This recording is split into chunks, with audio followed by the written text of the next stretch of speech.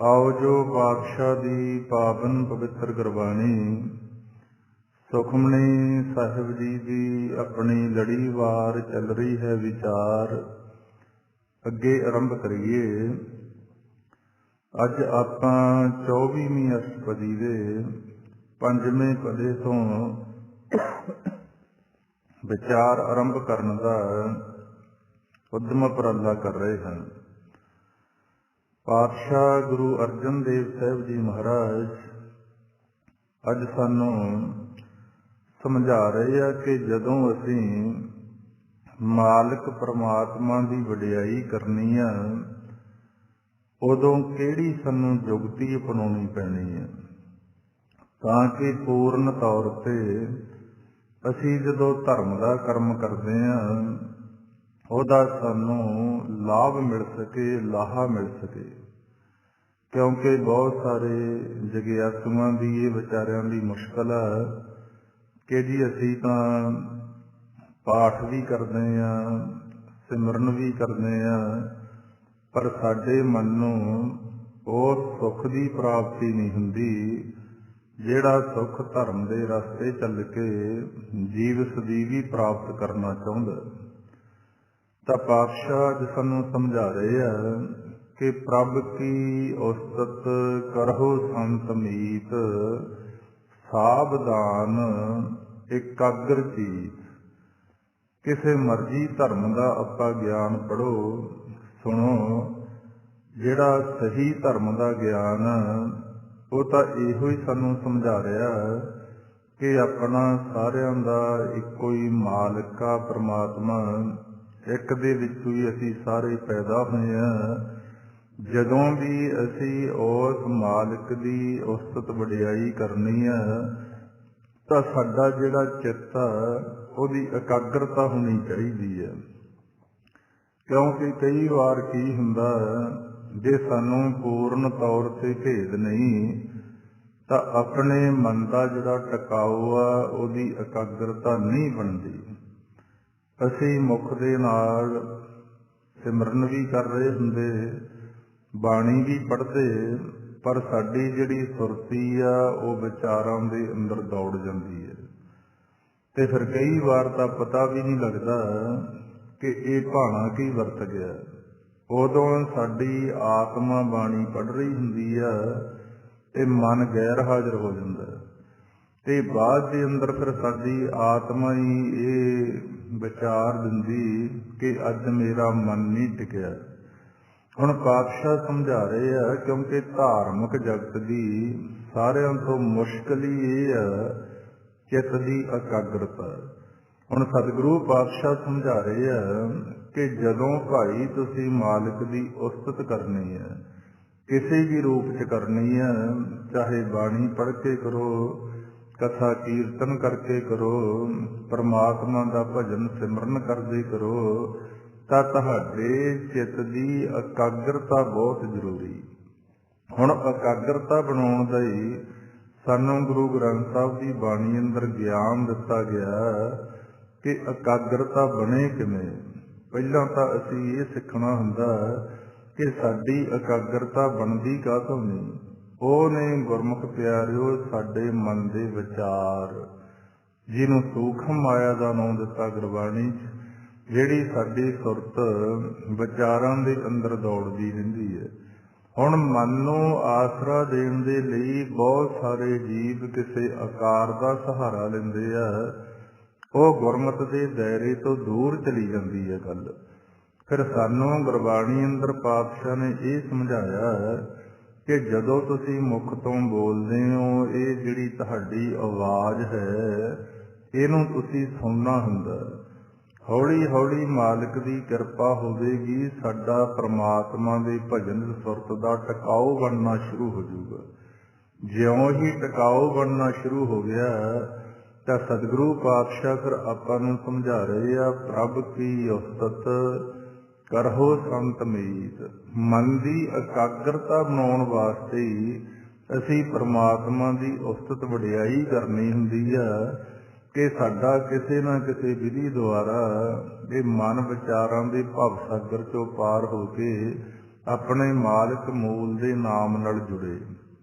ਤੇ ਜਦੋਂ ਇਕਾਗਰਤਾ ਬਣਨੀ ਸ਼ੁਰੂ ਹੋ ਗਈ, ਫਿਰ ਪਾਤਸ਼ਾਹ ਸਮਝਾ ਰਹੇ ਹਨ, ਸਾਵਧਾਨ ਇਕਾਗਰ ਚੀਤ, ਸੁਖਮਨੀ ਸਹਿਜ ਗੋਬਿੰਦ ਗੁਣ ਨਾਮ। ਉਹ ਜੋ ਸੁੱਖਾਂ ਦੀ ਮਣੀ ਹੈ, ਜਦੋਂ ਸਾਡਾ ਮਨ ਸਹਿਜ ਦੇ ਅੰਦਰ ਜਾ ਕੇ ਉਸ ਗੋਬਿੰਦ ਦੇ ਨਾਲ ਜੁੜਨਾ ਸ਼ੁਰੂ ਹੋ ਗਿਆ, ਅਸੀਂ ਸਹਿਜ ਅਵਸਥਾ ਟਿਕਾਓ 'ਚ ਜਾ ਕੇ ਉਸ ਮਾਲਿਕ ਦੇ ਗੁਣਾਂ ਦਾ ਤੇ ਉਹਦੇ ਨਾਮ ਦਾ ਉਚਾਰਨ ਕਰਨੇ ਆ। ਸਾਨੂੰ ਮਾਲਕ ਦਾ ਨਾਮ, ਉਹ ਜਿਹੜੀ ਸੁੱਖਾਂ ਦੀ ਮਣੀ ਹੈ, ਉਹਦੀ ਪ੍ਰਾਪਤੀ ਹੁੰਦੀ ਹੈ। ਸੁਖਮਣੀ ਸਹਿਜ ਗੋਬਿੰਦ ਗੁਣ ਨਾਮ, ਜਿਸ ਮਨ ਵਸੈ ਸੋ ਹੋ ਤਨ ਦਾਨ। ਜਿਹੜੇ ਇਨਸਾਨ ਦੇ ਮਨ ਦੇ ਅੰਦਰ ਇਹ ਪ੍ਰਮਾਤਮਾ ਦਾ ਨਾਮ ਵਸ ਗਿਆ, ਮਹਾਰਾਜ ਕਹਿੰਦੇ ਉਹਨੂੰ ਸਾਰੇ ਖਜ਼ਾਨਿਆਂ ਦੀ ਪ੍ਰਾਪਤੀ ਹੋ ਜਾਂਦੀ ਆ। ਉਹ ਖਜ਼ਾਨੇ ਹੀ ਬਣ ਜਾਂਦੇ ਆ। ਜਿਨ੍ਹਾਂ ਦੇ ਮਨ ਦੇ ਅੰਦਰ ਪਰਮਾਤਮਾ ਦਾ ਨਾਮ ਰੂਪੀ ਖਜ਼ਾਨਾ ਆ ਕੇ ਵਸ ਗਿਆ। ਤੇ ਕੀ ਫਿਰ ਲਾਭ ਦੱਸ ਰਹੇ ਆ? ਪਾਤਸ਼ਾਹ ਕਹਿੰਦੇ, ਸਰਬ ਇੱਛਾ ਤਾਕੀ ਪੂਰਨ ਹੋਏ। ਉਸ ਜਗਿਆਸੂ ਦੀਆਂ ਜਿੰਨੀਆਂ ਵੀ ਮਨ ਦੀਆਂ ਇੱਛਾਵਾਂ ਹਨ, ਉਹ ਮਾਲਕ ਫਿਰ ਪੂਰੀਆਂ ਕਰਦਾ। ਕਿਉਂਕਿ ਇੱਛਾ ਪੂਰਕ ਸਰਬ ਸੁਖ ਦਾਤਾ ਹਰ, ਜਾ ਕੇ ਬਸ ਹੈ ਕਾਮ ਧੇਨਾ। ਸੋ ਐਸਾ ਹਰ ਧਿਆਈਐ ਮੇਰੇ ਜੀੜੇ, ਤਾਂ ਸਰਬ ਸੁਖ ਪਾਵ ਹੈ ਮੇਰੇ ਮਨਾ। ਪਾਤਸ਼ਾਹ ਕਹਿੰਦੇ, ਸਰਬ ਇੱਛਾ ਤਾਕੀ ਪੂਰਨ ਹੋਏ, ਪ੍ਰਧਾਨ ਪੁਰਖ ਪ੍ਰਗਟ ਸਭ ਲੋਏ। ਮਹਾਰਾਜ ਕਹਿੰਦੇ, ਜਿਹੜੇ ਇਸ ਖਜ਼ਾਨੇ ਦੀ ਪ੍ਰਾਪਤੀ ਕਰ ਲੈਂਦੇ ਆ, ਉਹ ਸਾਰਿਆਂ ਤੋਂ ਵੱਡੇ ਪੁਰਖ ਬਣ ਜਾਂਦੇ ਆ। ਪ੍ਰਧਾਨ ਕਹਿੰਦੇ ਨੇ ਵੱਡੇ ਨੂੰ, ਪ੍ਰਧਾਨ ਪੁਰਖ ਪ੍ਰਗਟ ਸਭ ਲੋਏ। ਉਹਨਾਂ ਦੀ ਜਿਹੜੀ ਸੋਭਾ ਹੈ, ਉਹ ਸਾਰੀ ਦੁਨੀਆ ਦੇ ਅੰਦਰ ਆਪਣੇ ਆਪ ਹੋਣੀ ਸ਼ੁਰੂ ਹੋ ਜਾਂਦੀ ਹੈ। ਕਿਉਂਕਿ ਸੱਚੇ ਮਾਰਗ ਚੱਲਦੇ ਆ, ਉਸਤਤ ਕਰੈ ਜਹਾਨ। ਪ੍ਰਧਾਨ ਪੁਰਖ ਪ੍ਰਗਟ ਸਭ ਲੋਏ, ਸਭ ਤੇ ਊਚ ਪਾਈ ਅਸਥਾਨ। ਕਿਉਂਕਿ ਉਹਨਾਂ ਨੇ ਸਾਰਿਆਂ ਤੋਂ ਉੱਚੇ ਸਥਾਨ ਦੀ ਪ੍ਰਾਪਤੀ ਕਰ ਲਈ। ਸਾਰਿਆਂ ਤੋਂ ਉੱਚੀ ਵਸਤੂ ਕਿਹੜੀ ਆ? ਵੱਡਾ ਸਾਹਿਬ, ਉੱਚਾ ਥਾਓ, ਉੱਚੇ ਉੱਪਰ ਉੱਚਾ ਨਾਓ। ਪਾਤਸ਼ਾਹ ਕਹਿੰਦੇ, ਸਭ ਤੇ ਊਚ ਪਾਏ ਅਸਥਾਨ, ਬਹੁਰ ਨਾ ਹੋਵੇ ਆਵਨ ਜਾਨ। ਕਹਿੰਦੇ ਉਹਨਾਂ ਦੇ ਦੁਆਰਾ ਤਾਂ ਸੰਸਾਰ ਦੇ ਅੰਦਰ ਜੰਮਣ ਔਰ ਮਰਨ ਦਾ ਜੋ ਚੱਕਰ ਹੈ, ਜੋ ਇਹ 84 ਲੱਖ ਜੂਨ ਦਾ ਗੇੜਾ ਗੁਰਬਾਣੀ ਦੱਸ ਰਹੀ ਹੈ, ਇਹਦੇ ਤੋਂ ਛੁਟਕਾਰਾ ਹੋ ਜਾਂਦਾ ਹੈ। ਕਿਉਂਕਿ ਉਹ ਆਪਣੇ ਮੂਲ ਸੱਚ ਮਾਲਕ ਦੇ ਅੰਦਰ ਅਭੇਦ ਹੋ ਜਾਂਦੇ ਹੈ। ਕਿੱਡਾ ਵੱਡਾ ਪਾਤਸ਼ਾਹ ਨੇ ਸਾਨੂੰ ਇਹ ਗਿਆਨ ਬਖਸ਼ਿਸ਼ ਕੀਤਾ ਕਿ ਪ੍ਰਧਾਨ ਪੁਰਖ ਪ੍ਰਗਟ ਸਭ ਲੋਏ, ਸਭ ਤੇ ਊਚ ਪਾਏ ਅਸਥਾਨ, ਬਹੁਰ ਨਾ ਹੋਵੇ ਆਵਨ ਜਾਨ। ਕਿਉਂਕਿ ਹਰ ਧਨ ਖਾਟ ਚੱਲੇ ਜਨ ਸੋਏ। ਕਿਵੇਂ ਉਹਨਾਂ ਨੇ ਇਸ ਅਵਸਥਾ ਦੀ ਪ੍ਰਾਪਤੀ ਕੀਤੀ? ਉਹਨਾਂ ਨੇ ਮਾਲਕ ਦੇ ਨਾਮ ਰੂਪੀ ਧਨ ਦਾ ਲਾਹਾ ਲਿਆ। ਸੰਸਾਰ ਦੇ ਵਿੱਚ ਰਹਿੰਦੇ ਹੋਏ ਐਸਾ ਆਪਣਾ ਜੀਵਨ ਬਣਾ ਲਿਆ, ਜਿਸ ਨੂੰ ਆਪਾਂ ਰੋਜ਼ ਪੜ੍ਹਦੇ ਹਾਂ, ਜਿਨੀ ਨਾਮ ਧਿਆਇਆ ਗਏ ਮਸਕਤ ਘਾਲ, ਨਾਨਕ ਤੇ ਮੁਖ ਉਜਲੇ ਕੀਤੀ ਛੁੱਟੀ ਨਾਲ। ਕਿ ਜਿਨ੍ਹਾਂ ਨੇ ਆਪਣੇ ਜੀਵਨ ਕਾਲ ਦੌਰਾਨ ਪਰਮਾਤਮਾ ਦੇ ਨਾਮ ਨੂੰ ਧਿਆ ਕੇ ਸੰਸਾਰ ਚੋਂ ਗਏ, ਜਿਨੀ ਨਾਮ ਧਿਆਇਆ ਗਏ, ਧਿਆ ਕੇ ਗਏ ਮਸਕਤ ਘਾਲ। ਇਹ ਜਿਹੜੀ ਬਹੁਤ ਵੱਡੀ ਕਮਾਈ ਆ, ਘਾਲਣਾ ਘਾਲੀ, ਮਸਕਤ ਕੀਤੀ। ਨਾਨਕ ਤੇ ਮੁਖ ਉਜਲੇ, ਉਹਨਾਂ ਦੇ ਮਾਲਕ ਦੇ ਦਰਬਾਰ ਦੇ ਅੰਦਰ ਉਜਲੇ ਹੋਏ ਮੁਖ, ਕੀਤੀ ਛੁੱਟੀ ਨਾਲ। ਪਤਾ ਨਹੀਂ ਹੋਰ ਕਿੰਨਿਆਂ ਕੁ ਜੀਵਾਂ ਦੀ ਉਹਨਾਂ ਨੇ ਫਿਰ ਬੰਦ ਖਲਾਸੀ ਕਰਵਾਈ। ਇੱਥੇ ਵੀ ਸਤਿਗੁਰੂ ਪਾਤਸ਼ਾਹ ਸਮਝਾ ਰਹੇ ਹਨ, ਹਰ ਧਨ ਖਾਟ ਚੱਲੇ ਜਨ ਸੋਏ, ਨਾਨਕ ਜਿਸੈ ਪ੍ਰਾਪਤ ਹੋਏ। ਜਿਨ੍ਹਾਂ ਨੂੰ ਮਾਲਿਕ ਦੀ ਉਸਤਤ ਵਡਿਆਈ ਕਰਨ ਦਾ ਪ੍ਰਭੂ ਨੇ ਸਮਾਂ ਬਖਸ਼ਿਸ਼ ਕੀਤਾ, ਦਇਆ ਕੀਤੀ, ਮਤ ਬੁੱਧ ਬਖਸ਼ੀ, ਉਹ ਫਿਰ ਇਹ ਸੰਸਾਰ ਦੇ ਅੰਦਰੋਂ ਹਰੀ ਦੇ ਧਨ ਦਾ ਲਾਭ ਖੱਟ ਕੇ ਗਏ ਤੇ ਜਿਨ੍ਹਾਂ ਤੇ ਮਾਲਿਕ ਨੇ ਕਿਰਪਾ ਕੀਤੀ ਉਹਨਾਂ ਨੂੰ ਇਹ ਪ੍ਰਾਪਤ ਹੁੰਦਾ। ਧਨ ਨਾਨਕ ਜਿਸੈ ਪ੍ਰਾਪਤ ਹੋਏ, ਉਹ ਫਿਰ ਲਾਹਾ ਖੱਟ ਕੇ ਜਾਂਦੇ ਆ ਜਿਨ੍ਹਾਂ ਨੂੰ ਵਾਹਿਗੁਰੂ ਦੇ ਨਾਮ ਰੂਪੀ ਧਨ ਦੀ ਪ੍ਰਾਪਤੀ ਹੋਈ। ਅੱਗੇ ਹੁਣ ਸਮਝਾ ਰਹੇ ਆ ਜਿਨ੍ਹਾਂ ਨੇ ਇਸ ਵਸਤੂ ਦੀ ਪ੍ਰਾਪਤੀ ਕੀਤੀ ਉਹਨਾਂ ਦੇ ਕਿੰਨੇ ਕੁ ਲਾਭ ਦੱਸ ਰਹੇ ਆ ਮਹਾਰਾਜ। ਕਹਿੰਦੇ ਖੇਮ, ਸ਼ਾਂਤ, ਰਿੱਧ, ਨਵ, ਨਿੱਧ। ਖੇਮ ਕਹਿੰਦੇ ਨੇ ਅਟਲ ਸੁੱਖ ਨੂੰ। ਇੱਕ ਤਾਂ ਸੁੱਖ ਹੁੰਦਾ ਥੋੜੇ ਸਮੇਂ ਦਾ, ਉਹ ਤਾਂ ਸੰਸਾਰ ਦੇ ਬਹੁਤ ਸੁੱਖ ਨੇ, ਥੋੜੇ ਸਮੇਂ ਦਾ ਸੁੱਖ ਆ ਫਿਰ ਦੁੱਖ ਆ ਗਿਆ। ਇੱਕ ਹੁੰਦਾ ਅਟਲ ਸੁੱਖ ਜਿਹੜਾ ਸਦੀਵੀ ਆ, ਜਿਹੜਾ ਜੀਵ ਆਨੰਦ ਦੀ ਪ੍ਰਾਪਤੀ 'ਚ ਚਲਿਆ ਜਾਂਦਾ, ਜਿੱਥੇ ਸੰਸਾਰ ਦੇ ਦੁੱਖਾਂ ਤੇ ਸੁੱਖਾਂ ਦੀ ਪਹੁੰਚ ਹੀ ਨਹੀਂ ਰਹਿੰਦੀ, ਇਦੋਂ ਉੱਪਰ ਉੱਠ ਕੱਢਦੀ ਕਹਾਣੀ। ਕਹਿੰਦੇ ਉਹਨਾਂ ਨੂੰ ਇਹ ਖੇਮੇ ਦੀ ਪ੍ਰਾਪਤੀ ਹੁੰਦੀ, ਖੇਮ ਸ਼ਾਂਤ, ਉਹਨਾਂ ਦੇ ਮਨ ਨੂੰ ਸ਼ਾਂਤ ਸਹਿਜ ਦੀ ਪ੍ਰਾਪਤੀ ਹੁੰਦੀ। ਰਿੱਧ ਨਵ ਨਿੱਧ, ਉਹਨਾਂ ਨੂੰ ਆ ਜਿਹੜਾ ਯੋਗ ਅਭਿਆਸ ਕਰਕੇ ਰਿੱਧੀਆਂ ਸਿੱਧੀਆਂ ਆਪਾਂ ਕਹਿੰਦੇ ਆ ਪ੍ਰਾਪਤੀ ਵਾਸਤੇ ਜੀਵ ਯਤਨ ਕਰਦੇ ਆ, ਉਹਨਾਂ ਦੀ ਸਹਿ ਸੁਭਾਈ ਪ੍ਰਾਪਤੀ ਹੋ ਜਾਂਦੀ ਹੈ। ਇਸੇ ਕਰਕੇ ਪਾਤਸ਼ਾਹ ਗੁਰਬਾਣੀ ਅੰਦਰ ਆਪਾਂ ਨੂੰ ਸਮਝਾ ਰਹੇ ਆ ਕਿ ਬ੍ਰਹਮ ਬਿੰਦੈ ਤਿਸ ਦਾ ਬ੍ਰਹਮਤ ਰਹੈ, ਏਕ ਸ਼ਬਦ ਲਿਵ ਲਾਏ, ਨਵ ਨਿਧੀ 18 ਸਿੱਧੀ ਪਿੱਛੇ ਲੱਗੀਆਂ ਫਿਰੈ, ਜੋ ਹਰ ਹਿਰਦੇ ਸਦਾ ਵਸਾਏ।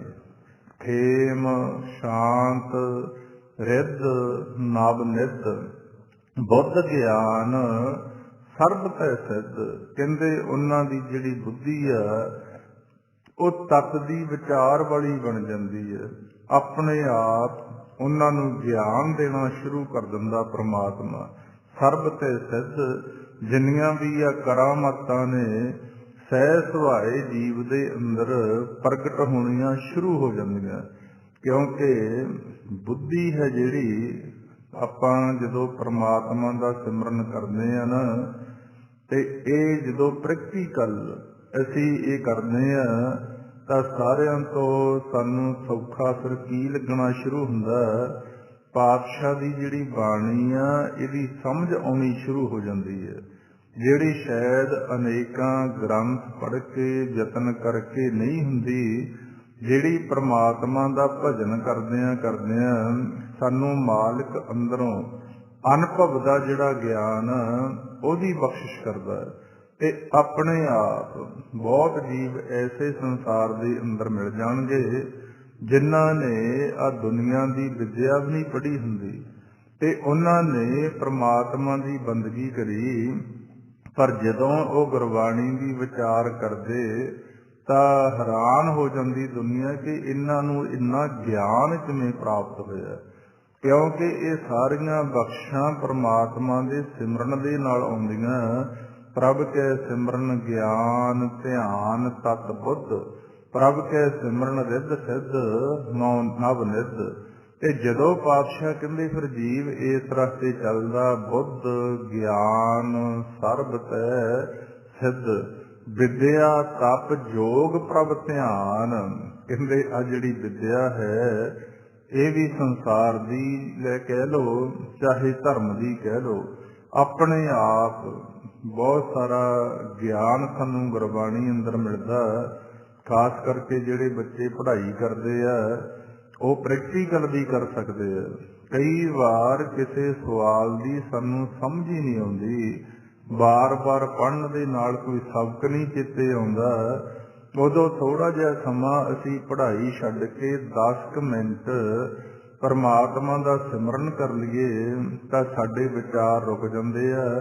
ਉਦੋਂ ਬਾਅਦ ਫਿਰ ਜਦੋਂ ਅਸੀਂ ਪੜ੍ਹਦੇ ਹਾਂ ਜਾਂ ਸਮਝਦੇ ਹਾਂ, ਇੱਕਦਮ ਸਾਡੇ ਦਿਮਾਗ ਦੇ ਅੰਦਰ ਇਹ ਸਾਰਾ ਜਿਹੜਾ ਦੁਨੀਆ ਦੀ ਪੜ੍ਹਾਈ ਦਾ ਗਿਆਨ ਆ ਉਹ ਵੀ ਵਸ ਜਾਂਦਾ। ਇਸੇ ਕਰਕੇ ਸੰਸਾਰ ਦੇ ਅੰਦਰ ਆਪਾਂ ਦੇਖਦੇ ਹਾਂ ਜ਼ਿਆਦਾਤਰ ਤਰੱਕੀ ਜਿਹੜੇ ਲੋਕ ਧਰਮ ਦੇ ਨਾਲ ਜੁੜ ਕੇ ਸਹਿਜ ਅਵਸਥਾ 'ਚ ਰਹਿੰਦੇ ਆ, ਉਹ ਫਿਰ ਦੁਨੀਆ ਦੀ ਪੜ੍ਹਾਈ 'ਚ ਵੀ ਤਰੱਕੀ ਕਰਦੇ ਤੇ ਉਹ ਧਰਮ ਦਾ ਜਿਹੜਾ ਗਿਆਨ ਆ ਇਹਦੇ 'ਚ ਵੀ ਤਰੱਕੀ ਕਰ ਜਾਂਦੇ ਆ, ਕਿਉਂਕਿ ਮੂਲ ਹੈ ਸਾਰਿਆਂ ਦਾ ਪਰਮਾਤਮਾ ਦਾ ਭਜਨ। ਪ੍ਰਭ ਕੀ ਉਸਤਤ ਕਰੋ ਸੰਤ ਮੀਤ, ਸਾਵਧਾਨ ਇਕਾਗਰ ਚੀਤ, ਵਿਦਿਆ ਤਪ ਜੋਗ ਪ੍ਰਭ ਧਿਆਨ। ਅਭਿਆਸ ਪ੍ਰਮਾਤਮਾ ਦਾ ਕਰਦਿਆਂ ਕਰਦਿਆਂ, ਗੁਣ ਗਾਉਂਦਿਆਂ ਗਾਉਂਦਿਆਂ ਆ ਤਪ ਸਾਧਨ ਦੀ ਲੋੜ ਨਹੀਂ ਪੈਂਦੀ, ਫਿਰ ਨਾ ਯੋਗ ਕਰਨ ਦੀ ਲੋੜ ਪੈਂਦੀ ਆ। ਯੋਗ ਕਹਿੰਦੇ ਆ ਜੁੜਨ ਨੂੰ। ਉਹ ਜੀਵ ਜਦੋਂ ਪ੍ਰਮਾਤਮਾ ਦਾ ਕਰਦੇ ਆ ਉਸਤਤ ਵਡਿਆਈ, ਇਕਾਗਰਤਾ ਬਣਦੀ, ਆਪਣੇ ਆਪ ਮਾਲਿਕ ਦੇ ਨਾਲ ਜੁੜਨ ਦਾ ਤੇ ਪ੍ਰਮਾਤਮਾ ਦੇ ਨਾਲ ਧਿਆਨ ਧਰਨ ਦੀ ਸੋਝੀ ਆ ਜਾਂਦੀ ਆ ਜੀਵ ਨੂੰ। ਨਹੀਂ ਤਾਂ ਧਰਮ ਦੇ ਰਸਤੇ ਚੱਲ ਕੇ ਅੱਜ ਇੰਨਾ ਕੁ ਜੀਵ ਵਿਚਾਰੇ ਤੜਫ ਰਹੇ ਆ, ਕੋਈ ਕੁਝ ਕਹੀ ਜਾਂਦਾ, ਕੋਈ ਕੁਝ ਕਹੀ ਜਾਂਦਾ, ਤੇ ਜਿਹੜੀ ਅਸਲੀਅਤ ਆ ਇਹ ਤੋਂ ਜ਼ਿਆਦਾਤਰ ਜੀਵ ਦੂਰ ਹੋ ਚੁੱਕੇ ਆ ਕਿ ਸਾਡੇ ਮਨ ਦੀ ਇਕਾਗਰਤਾ ਕਿਵੇਂ ਬਣੇ, ਸਾਡਾ ਇਹ ਜਿਹੜਾ ਧਿਆਨ ਆ ਇਹ ਪ੍ਰਮਾਤਮਾ ਨਾਲ ਕਿਵੇਂ ਜੁੜੇ। ਤੇ ਪਾਤਸ਼ਾਹ ਹੁਣ ਸਮਝਾ ਰਹੇ ਆ, ਜਦੋਂ ਫਿਰ ਕਿਸੇ ਜੀਵ ਦੇ ਮਾਲਿਕ ਦੀ ਦਇਆ ਹੁੰਦੀ, ਵਿਦਿਆ ਤਪ ਜੋਗ ਪ੍ਰਭ ਧਿਆਨ, ਗਿਆਨ ਸ੍ਰੇਸ਼ਟ ਉੱਤਮ ਇਸ਼ਨਾਨ। ਕਹਿੰਦੇ ਫਿਰ ਉਹਨਾਂ ਦਾ ਜਿਹੜਾ ਗਿਆਨ ਆ ਉਹ ਵੀ ਸ੍ਰੇਸ਼ਟ ਬਣ ਜਾਂਦਾ, ਕਿਉਂਕਿ ਉਹ ਤੱਤ ਵਸਤੂ ਦੀ ਵਿਚਾਰ ਦੇ ਨਾਲ ਜੁੜਦੇ ਆ। ਉੱਤਮ ਗਿਆਨ ਸਰਬ ਧਰਮ ਮੈਂ ਸ੍ਰੇਸ਼ਟ ਧਰਮ, ਹਰ ਕੋ ਨਾਮ ਜਪ ਨਿਰਮਲ ਕਰਨ। ਗਿਆਨ ਸ੍ਰੇਸ਼ਟ ਉੱਤਮ ਇਸ਼ਨਾਨ। ਇੱਕ ਇਸ਼ਨਾਨ ਹੈ ਸਾਡੇ ਸਰੀਰਾਂ ਦਾ, ਇੱਕ ਇਸ਼ਨਾਨ ਹੈ ਸਾਡੇ ਮਨ ਦਾ। ਜਿੰਨਾ ਚਿਰ ਹੁਣ ਸਾਡਾ ਮਨ ਅੰਤਰਗਤ ਉਸ ਆਤਮ ਤੀਰਥ ਦੇ ਉੱਪਰ ਇਸ਼ਨਾਨ ਨਹੀਂ ਕਰਦਾ, ਉਨਾ ਚਿਰ ਇਹਦੀ ਪੂਰਨ ਤੌਰ ਤੇ ਮੈਲ ਨਹੀਂ ਉਤਰਦੀ। ਇਸੇ ਕਰਕੇ ਪਾਤਸ਼ਾਹ ਆਪਾਂ ਨੂੰ ਸਮਝਾ ਰਹੇ ਆ, ਸੱਚ ਤਾਂ ਪਰ ਜਾਣੀਏ ਜੇ ਆਤਮ ਤੀਰਥ ਕਰੇ ਨਿਵਾਸ। ਸਤਿਗੁਰੂ ਨੂੰ ਪੁੱਛ ਕੇ ਬਹਿ ਕਰੇ ਨਿਵਾਸ, ਕਿ ਉਹ ਸੱਚ ਤਾਂ ਫਿਰ ਉਹ ਜਾਣਦੇ ਆ ਆਪਦੇ ਮੂਲ ਨੂੰ, ਜਿਨ੍ਹਾਂ ਨੇ ਆਤਮ ਤੀਰਥ ਦੇ ਉੱਪਰ ਇਸ਼ਨਾਨ ਕਰਨਾ ਸਿੱਖ ਲਿਆ। ਸੱਚ ਤਾਂ ਪਰ ਜਾਣੀਏ ਜੇ ਆਤਮ ਤੀਰਥ ਕਰੇ ਨਿਵਾਸ। ਸਤਿਗੁਰੂ ਆਤਮ ਤੀਰਥ, ਸੱਚ ਤਾਂ ਪਰ ਜਾਣੀਏ ਜੇ ਆਤਮ ਤੀਰਥ ਕਰੇ ਨਿਵਾਸ। ਤੇ ਜਦੋਂ ਫਿਰ ਜੀਵ ਤੇ ਕਿਰਪਾ ਹੁੰਦੀ, ਉਸ ਆਤਮ ਤੀਰਥ ਦੇ ਉੱਪਰ ਇਸ਼ਨਾਨ ਕਰਦਾ, ਫੇਰ ਇਹਦੀ ਮੈਲ ਉਤਰਦੀ। ਉਸ ਤੀਰਥ ਨੂੰ ਸਾਰਿਆਂ ਤੋਂ ਸ੍ਰੇਸ਼ਟ ਮੰਨਿਆ ਗਿਆ ਤੇ ਉੱਥੇ ਦਾ ਇਸ਼ਨਾਨ ਵੀ ਸ੍ਰੇਸ਼ਟ ਕਹਿਤਾ ਮਹਾਰਾਜ ਨੇ। ਕਹਿੰਦੇ ਗਿਆਨ ਸ੍ਰੇਸ਼ਟ ਉੱਤਮ ਇਸ਼ਨਾਨ। ਤੇ ਉਹ ਫਿਰ ਜਿਹੜਾ ਪ੍ਰਮਾਤਮਾ ਦਾ ਗਿਆਨ ਆ, ਬ੍ਰਹਮ ਦਾ ਗਿਆਨ ਆ, ਇਹ ਸਾਰਿਆਂ ਤੋਂ ਸ੍ਰੇਸ਼ਟ ਆ। ਤੇ ਇਹ ਇਸ਼ਨਾਨ ਵੀ ਇਨਸਾਨ ਦਾ ਫਿਰ ਸਾਰਿਆਂ ਤੋਂ ਉੱਤਮ ਹੋ ਜਾਂਦਾ। ਇਸੇ ਕਰਕੇ ਪੰਚਮ ਪਾਤਸ਼ਾਹ ਗੁਰੂ ਅਰਜਨ ਦੇਵ ਸਾਹਿਬ ਜੀ ਮਹਾਰਾਜ ਇੱਕ ਜਗ੍ਹਾ ਹੋਰ ਵੀ ਆਪਾਂ ਨੂੰ ਸਮਝਾ ਰਹੇ ਆ ਕਿ ਜਦੋਂ ਇਨਸਾਨ ਪਰਮਾਤਮਾ ਦਾ ਸਿਮਰਨ ਕਰਦਾ ਤਾਂ ਉਹਨੂੰ ਕਿਹੜੀ ਕਿਹੜੀ ਚੀਜ਼ ਦੀ ਪ੍ਰਾਪਤੀ ਹੁੰਦੀ ਹੈ। ਜਾ ਕੇ ਸਿਮਰਨ ਹੋਏ ਆਨੰਦਾ, ਬਿਨਸੈ ਜਨਮ ਮਰਨ ਭੈ ਦੁਖੀ। ਕਹਿੰਦੇ ਜਿਹੜੇ ਪ੍ਰਮਾਤਮਾ ਦਾ ਭਜਨ ਕਰਨ ਦੇ ਨਾਲ ਮਨ ਨੂੰ ਆਨੰਦ ਪ੍ਰਾਪਤ ਹੁੰਦਾ, ਬਿਨਸੈ ਜਨਮ ਮਰਨ ਭੈ ਦੁਖੀ, ਕਿ ਜਿਹੜਾ ਆ ਸਾਨੂੰ ਜਨਮ ਮਰਨ ਦਾ ਦੁੱਖ ਹੈ ਤੇ ਉਹ ਵੀ ਖਤਮ ਹੋ ਜਾਂਦਾ। ਚਾਰ ਪਦਾਰਥ ਨਵਨਿਤ ਪਾਵੈ, ਬਹੁਰ ਨਾ ਤ੍ਰਿਸ਼ਨਾ ਭੁੱਖੀ। ਕਹਿੰਦੇ ਕਰਦਿਆਂ ਕਰਦਿਆਂ ਪ੍ਰਮਾਤਮਾ ਦੀ ਬੰਦਗੀ, ਚਾਰੇ ਪਦਾਰਥ ਧਰਮ ਅਰਥ ਕਾਮ ਤੇ ਮੋਖ, ਉਹਨਾਂ ਦੀ ਪ੍ਰਾਪਤੀ ਹੋ ਜਾਂਦੀ ਹੈ। ਚਾਰ ਪਦਾਰਥ ਨਵਨਿਤ ਪਾਵੈ, ਆ 9 ਨਿਧੀਆਂ ਦੀ ਪ੍ਰਾਪਤੀ ਦੱਸੀ ਗਈ ਹੈ। ਬਹੁਰ ਨਾ ਤ੍ਰਿਸ਼ਨਾ ਭੁੱਖੀ। ਕਹਿੰਦੇ ਫੇਰ ਸਾਨੂੰ ਆ ਤ੍ਰਿਸ਼ਨਾ ਹੈ ਜਿਹੜੀ, ਇਹ ਸਾਨੂੰ ਭੁੱਖ ਨਹੀਂ ਲਾ ਸਕਦੀ ਸਾਡੇ ਮਨ ਨੂੰ। ਜਿਨ੍ਹਾਂ ਨੇ ਮਾਲਕ ਦਾ ਭਜਨ ਕਰਕੇ ਜਾ ਕੇ ਸਿਮਰਨ ਹੋਏ ਆਨੰਦਾ, ਬਿਨਸੈ ਜਨਮ ਮਰਨ ਭੈ ਦੁਖੀ। चार पदार्थ नामनिद पावै, बहुर न तृष्णा भुखी। हर को नाम लैत तू सुखी, सास सास ध्यावो ठाकुर को, मन तन जीअरे मुखी। ਪਾਤਸ਼ਾਹ ਕਹਿੰਦੇ ਜਿਹਦਾ ਨਾਮ ਲੈਣ ਦੇ ਨਾਲ ਤੁਹਾਨੂੰ ਸੁੱਖ ਦੀ ਪ੍ਰਾਪਤੀ ਹੁੰਦੀ ਹੈ, ਫਿਰ ਉਸ ਪ੍ਰਮਾਤਮਾ ਨੂੰ ਸਾਸ ਸਾਸ ਧਿਆਇਆ ਕਰੋ। ਸਾਸ ਸਾਸ ਧਿਆਵੋ ਠਾਕੁਰ ਕੋ, ਤੇ ਮਨ ਤਨ ਜੀਅਰੇ ਮੁਖੀ।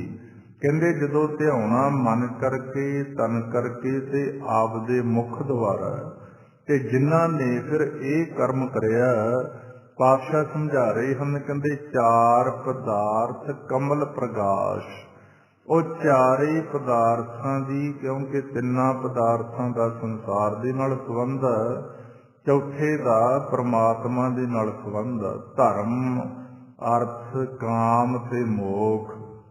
ਧਰਮ ਦੇ ਰਸਤੇ ਚੱਲਣਾ, ਅਰਥ ਕਹਿੰਦੇ ਨੇ ਅਰਥ ਚਾਰੇ ਨੂੰ, ਜਿੱਥੇ ਕਿਰਤ ਕਰਕੇ ਸਾਨੂੰ ਆ ਦੁਨੀਆ ਦੀ ਮਾਇਆ ਪ੍ਰਾਪਤ ਹੋਣੀ ਆ। ਕਾਮ ਕਹਿੰਦੇ ਆ ਕਾਮਨਾ ਨੂੰ, ਤੇ ਮੋਖ ਕਹਿੰਦੇ ਨੇ ਜਿੱਥੋਂ ਨਾਮ ਦਾ ਸੌਦਾ ਮਿਲਣਾ। ਉਹ ਵਸਤੂ ਜਿਹਨੇ ਸਾਡੀ ਪ੍ਰਲੋਕ ਦੇ ਅੰਦਰ ਵੀ ਸਹਾਇਤਾ ਕਰਨੀ ਆ, ਤੇ ਜਿਹਨੇ ਸਾਨੂੰ ਲੋਕ 'ਚ ਰਹਿੰਦਿਆਂ ਹੋਇਆਂ ਮਨ ਦੀ ਸ਼ਾਂਤੀ ਦੇਣੀ ਆ, ਸਾਨੂੰ ਟਿਕਾਓ ਦੀ ਬਖਸ਼ਿਸ਼ ਕਰਨੀ ਹੈ।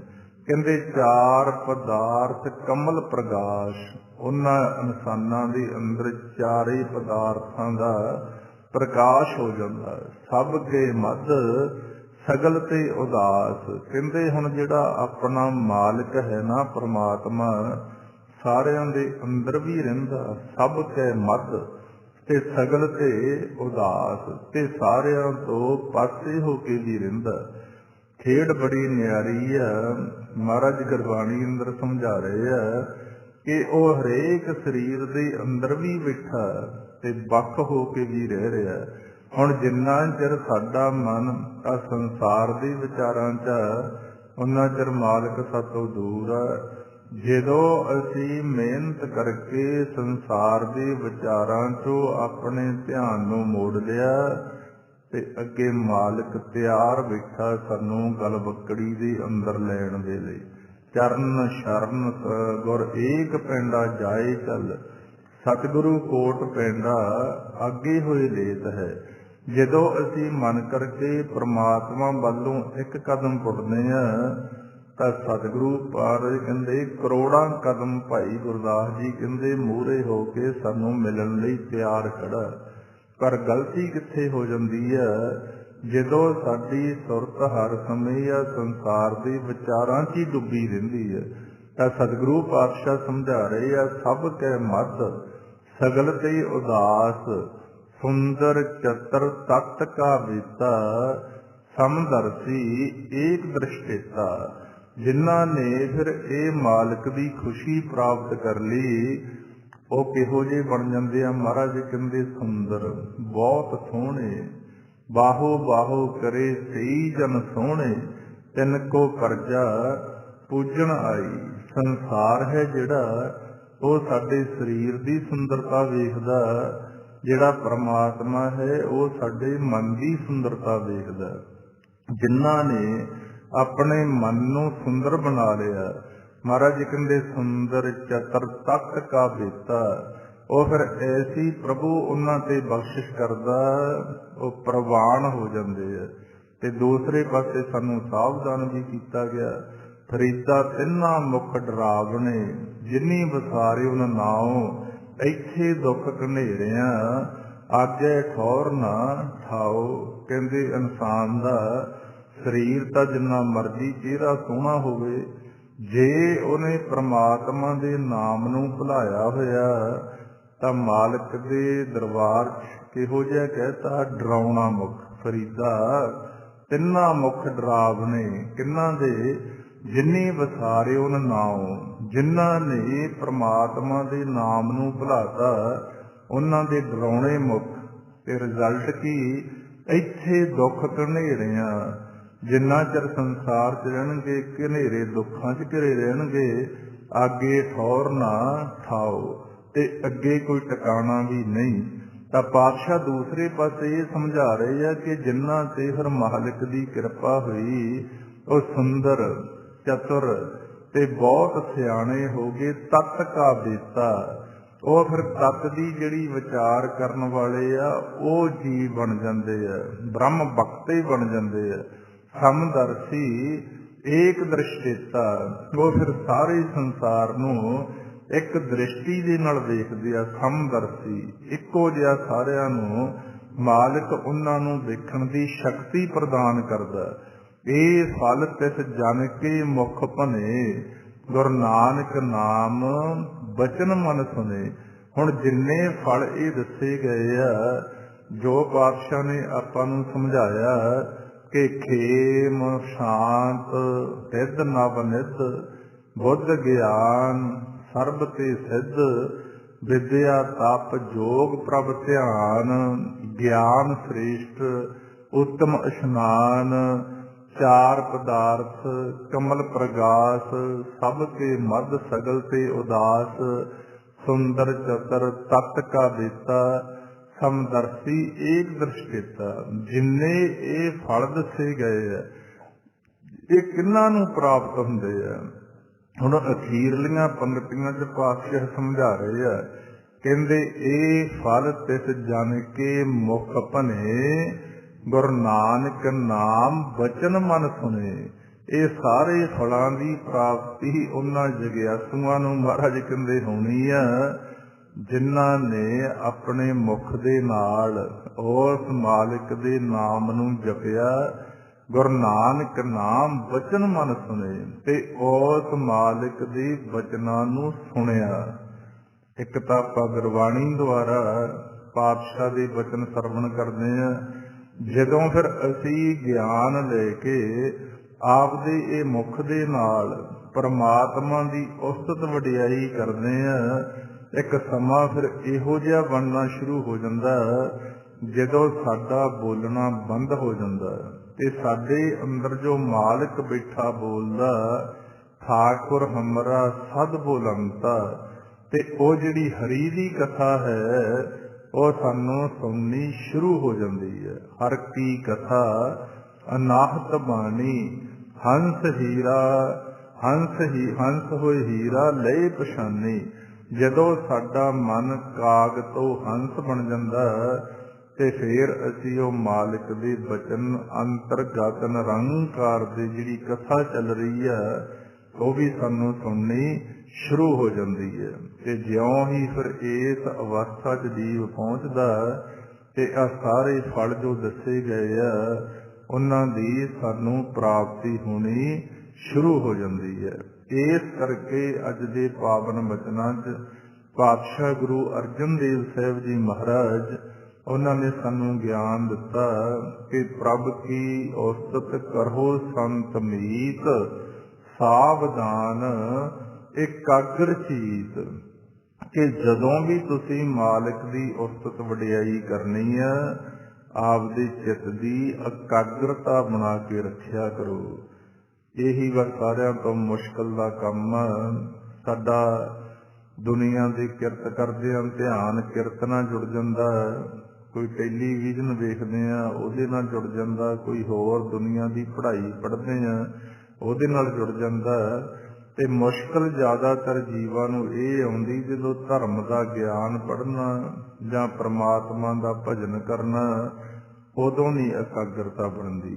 ਫਿਰ ਗੁਰੂ ਨਾਨਕ ਸਾਹਿਬ ਮਹਾਰਾਜ ਦੇ ਘਰ ਨੇ ਸਾਨੂੰ ਇਹ ਗਿਆਨ ਦਿੱਤਾ ਕਿ ਅੰਤਰ ਸੁਆਸ ਜੇ ਬਾਹੇ ਮਲਾਵੇ, ਨਿਕਸੇ ਵਹਿਰ ਤਾਂ ਗੁਰੂ ਅਲਾਵੇ। ਕਿ ਜਦੋਂ ਭਾਈ ਤੁਸੀਂ ਪ੍ਰਮਾਤਮਾ ਦਾ ਭਜਨ ਸਿਮਰਨ ਕਰਨਾ, ਆਪਦੇ ਸਵਾਸਾਂ ਦੇ ਅੰਦਰ ਆਪਣੀ ਸੁਰਤੀ ਨੂੰ ਟਿਕਾਉਣਾ ਸਿੱਖੋ। ਜਿਉਂ ਹੀ ਸਵਾਸ ਤੁਹਾਡੇ ਸਰੀਰ ਦੇ ਅੰਦਰ ਪ੍ਰਵੇਸ਼ ਕਰਦਾ, ਇਹਦੇ 'ਚ ਧਿਆਨ ਮਿਲਾ ਕੇ ਬੋਲੋ ਵਾਹੇ, ਥੋੜਾ ਜਿਹਾ ਰੁਕ ਕੇ। ਜਦੋਂ ਸਵਾਸ ਉੱਪਰ ਨੂੰ ਆਉਂਦਾ ਉਦੋਂ ਬੋਲੋ ਗੁਰੂ। ਇਹਨੂੰ ਸਾਸ ਗਰਾਸ ਵਿਧੀ ਦਾ ਨਾਂ ਦਿੱਤਾ ਗਿਆ ਗੁਰਬਾਣੀ ਦੇ ਅੰਦਰ। ਜੋ ਸਾਸ ਗਰਾਸ ਧਿਆਏ ਮੇਰਾ ਹਰ ਹਰ, ਤੇ ਉਹ ਮਹਾਰਾਜ ਕਹਿੰਦੇ ਜੀਵ ਸੁਖੀ ਹੋ ਜਾਂਦਾ। ਸੋ ਗੁਰਸਿੱਖ ਗੁਰੂ ਮਨ ਭਾਵੇ। ਉਹ ਫਿਰ ਜੀਵ ਪਰਮਾਤਮਾ ਦੇ ਤੇ ਗੁਰੂ ਦੇ ਮਨ ਨੂੰ ਭਾ ਜਾਂਦੇ ਆ। ਇਹ ਆਪਾਂ ਆਪਦੇ ਜੀਵਨ ਦੇ ਅੰਦਰ ਰੱਖਣਾ ਹੁੰਦਾ, ਉਦਮ ਕਰਨਾ ਹੁੰਦਾ, ਪਹਿਰਾ ਰੱਖਣਾ ਹੁੰਦਾ ਕਿ ਜਿਵੇਂ ਅਸੀਂ ਹੋਰ ਕਾਰਜਾਂ ਨੂੰ ਸਮਾਂ ਕੱਢਦੇ ਹਾਂ, ਇਹ ਪ੍ਰਮਾਤਮਾ ਦੀ ਭਜਨ ਕਰਨ ਲਈ ਵੀ ਸਮਾਂ ਕੱਢਿਆ ਕਰੀਏ। ਆਓ ਫਿਰ ਬਾਕੀ ਦਾ ਸਮਾਂ ਹੁਣ ਆਪਾਂ ਪ੍ਰੈਕਟੀਕਲ ਕਰਦੇ ਚੱਲੀਏ ਗੁਰ ਮੰਤਰ ਦਾ ਅਭਿਆਸ। ਹਾਂਜੀ, ਕਰੋ ਜੀ ਸ਼ੁਰੂ। ਵਾਹਿਗੁਰੂ ਵਾਹਿਗੁਰੂ ਵਾਹਿਗੁਰੂ ਵਾਹਿਗੁਰੂ ਵਾਹਿਗੁਰੂ ਵਾਹਿਗੁਰੂ ਵਾਹਿਗੁਰੂ ਵਾਹਿਗੁਰੂ ਵਾਹਿਗੁਰੂ